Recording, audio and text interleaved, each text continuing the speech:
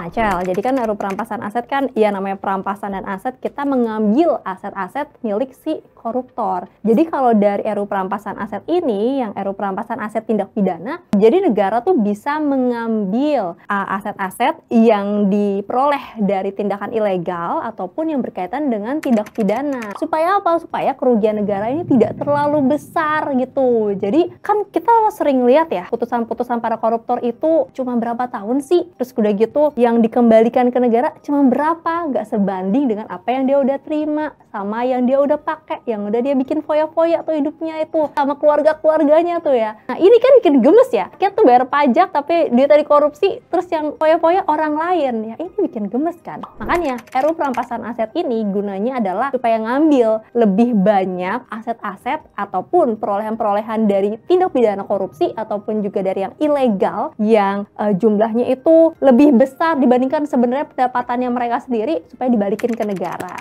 Nah, ada nilainya sebenarnya, Sel. Jadi kalau misalnya dari RUU perampasan aset tindak pidana itu yang bisa diambil oleh negara senilai 100 juta rupiah ke atas, serta aset yang berkaitan dengan tindak pidana dengan ancaman pidana 4 tahun atau lebih. Lumayan kan? Berapa triliun, berapa miliar yang bisa dibalikin tuh.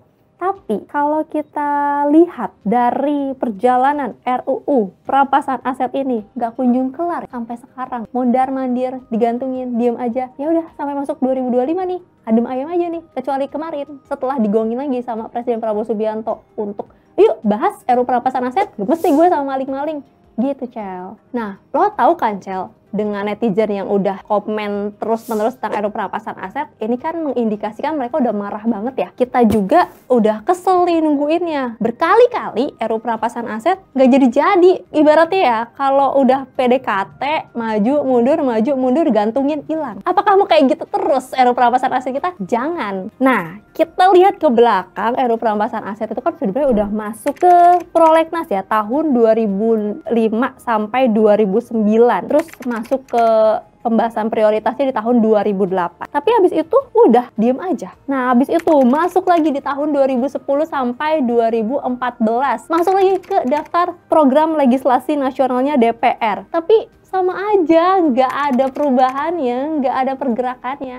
At least ada baby step kali ya, tapi ini nggak ada sama sekali. Sampai akhirnya di tahun 2023 deh ya, kita langsung aja deh percepat. Presiden Jokowi keluarin apa? Surat presiden untuk menteri-menterinya. Ini segera ayo ke DPR. Bahas RUU perampasan aset. Supaya apa? Supaya nggak ngegantung. Supaya nggak gini-gini aja. Apa sih keseriusannya? Ya ini, bahas RUU perampasan aset. Jangan sampai ya udah gantung lagi, masuk prolegnas, masuk prioritas, gantung lagi, diam lagi. Nah, kita lihat nih ya, sampai kapan nih mau gantung-gantung kayak gini terus, Cel?